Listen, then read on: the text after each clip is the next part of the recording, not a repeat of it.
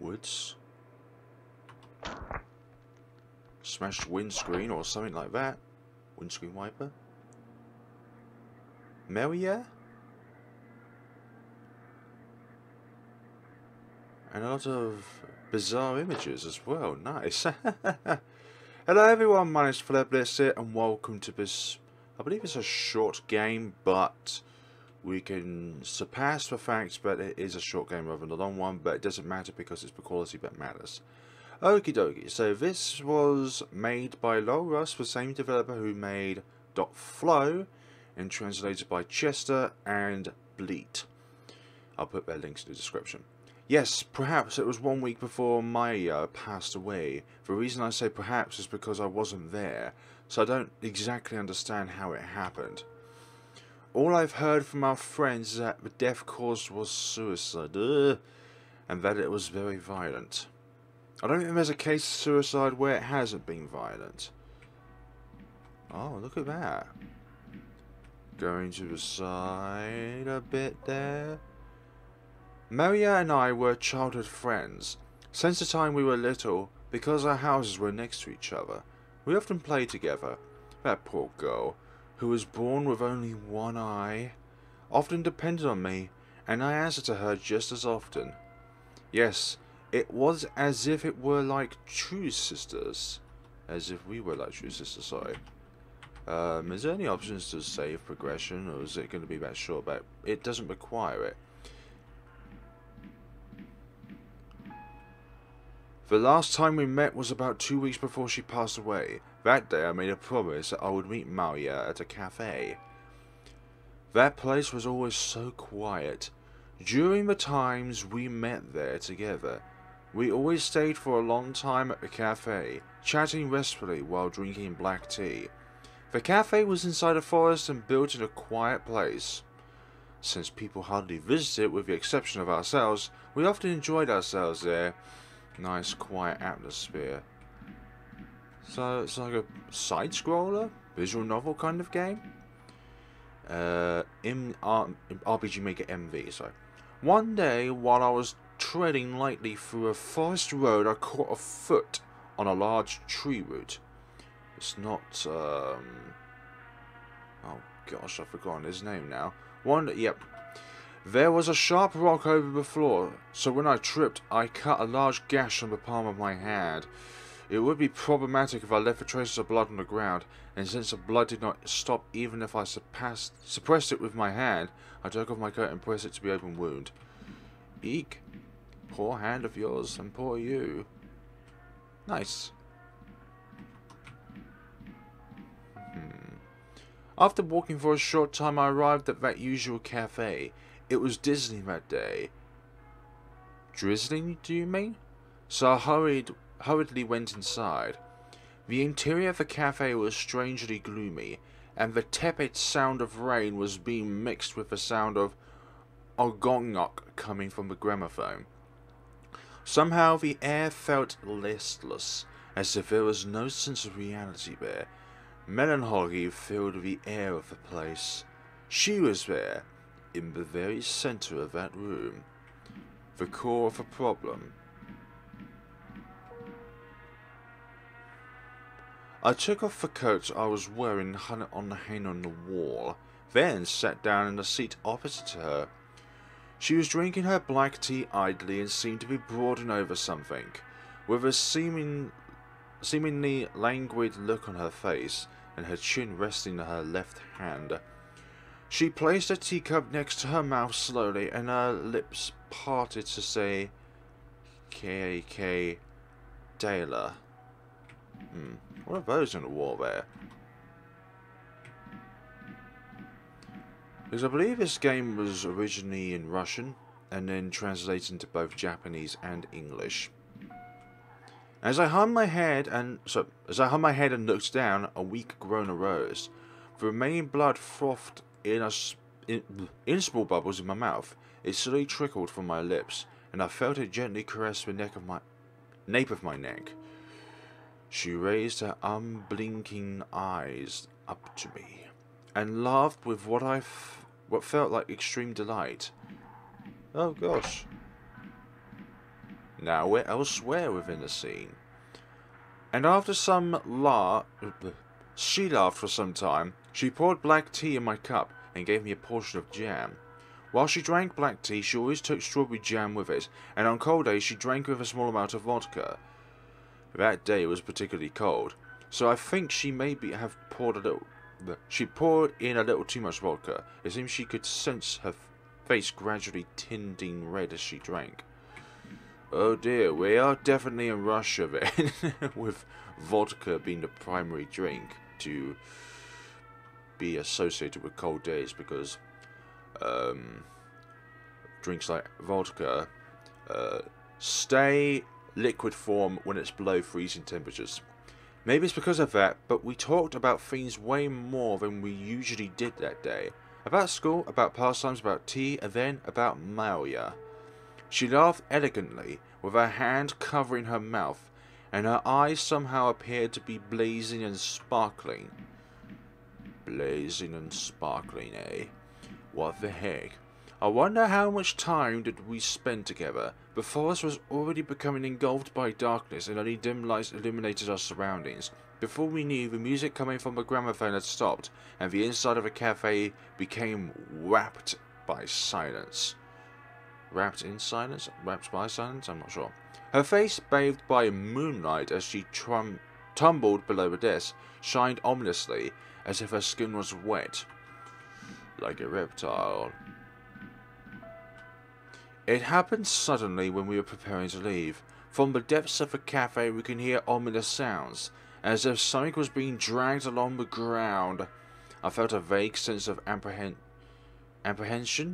After all, since there wasn't anyone else here but me, there shouldn't be any other sounds but my own.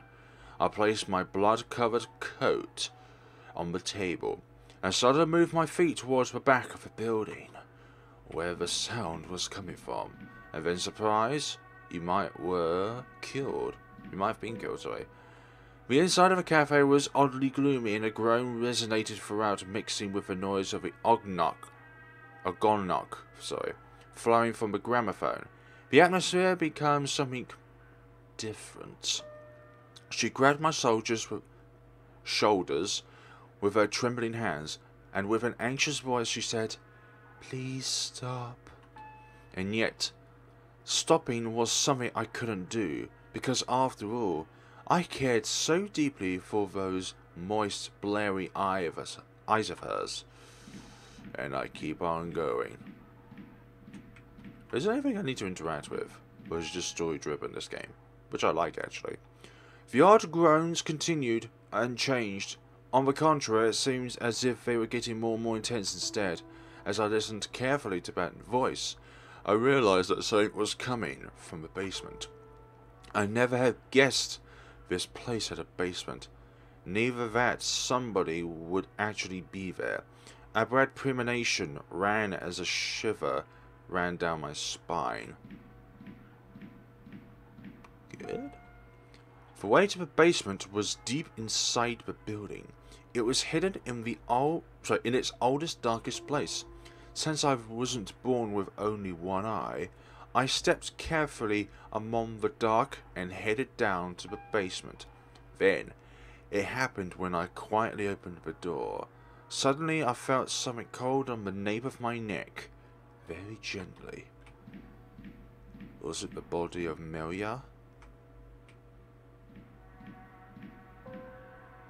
And I realized it had started raining. I raised my head in surprise as the drops ran through my back, only to find the sky hidden by clouds. The forest was dark, the sky was grey, and the rain was white. The sky looked incredibly gloomy, as if the rain had drained all the colour out of it. Well, this universe does seem very black and white. Oh my god, there are corpses hanging up there. Since when, I wonder? Had my eyes stopped reflecting any colour? Is this world where colours have faded away? The only colour reflected by my eyes was red. The red of blood. Even now the image is burned freshly in my mind. That girl with her throat torn apart. binded in agony onto a chair. Oh, there were hanging corpses, with their arms and legs removed, and quite possibly their head too. For a while I was dumbfounded. The sound of something being dragged seemed to change gradually, so harsh and unpleasant, and that sound mixing together with footfalls. The worst thing was that I could hear it coming from behind me. I felt pain, as if something had seized my heart tightly, and my head flushed deep red. I didn't know whether or not someone was about to catch me. I immediately decided to run away as fast as possible, and I grabbed her foot. Oh, a story of two. Ah, red roses. Maybe it was due to the light in her back, but I couldn't see her face clearly as she looked straight into my eyes. Her abnormal white skin and short, evenly cut black hair, her slender body, so fragile it could break, that was elegantly draped in a dress. That charm of hers that felt so dangerous, so captivating, so antagonizing. And yet I'm sure that there was a smile, like a fixed twitch on her face, hidden on her expression. So in this universe it's only black, white and red. Oh, there's eyes in the background. She looked down and, as she kept her face low, groaned in a quiet tune. Cack, Dahlia. Following the rhyme of her groans, blood bubbles formed on my throat, then slipped downwards slowly, and I felt them pouring in my chest. She slowly picked up my feet, and pushed her lips on the very tip of it. That tenderness. Ah! Howdy. I hope you're well. Just leg it, okay? Those unpleasant footsteps started to approach us again. I thought that, before long, I'd get killed just like her. I picked an edged tool from the floor, hid behind the door, and held my breath. And then the footsteps were right in front of me. I jumped vigorously out of the darkness and swung down the blade. That doesn't sound great. Was it your friend? I slowly pressed the blade against the throat. When the blade started sinking in the flesh, the cry slowly became a moan. It'd be troublesome if that person died, so I took my coat off and pressed it against the wound. Ooh my. Any jump scares here? Suddenly all in front of my eyes turned red. The blood gushed out vigorously, covering my face. I felt very scared, so I rushed out of the store as soon as I could. I left the store promptly, running through the forest road. I fell over many times, and blood was coming out from the wound in my hand, and when I got home, I hid inside my sheets, trembling as I waited for the morning to come. Wonder if those footsteps would follow me. Wonder if they would come and attack me. And yet, nothing happened. Okay. And thus a week passed. I then heard that Milya had died. It apparently was such a brutal incident it wasn't possible to identify her. She was so deformed her face didn't even look like one anymore. Oh dear, she died with a twitched grin, as if she just managed to understand what happened mere seconds before she passed away. So, you killed your friend Milya. Is that what the twist is? Yes, there's nothing further to say about Milya. I won't say any more. So then, please let me meet with her already. I'm her friend after all. It's because of you that I've been here talking up until now. We are your... Milya. Started slowing down.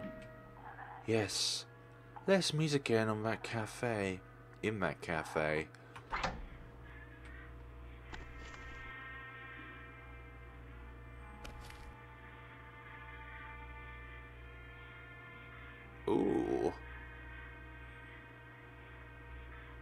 And what's that coming in front of me?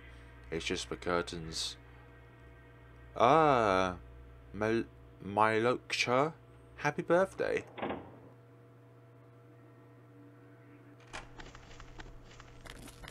Wah.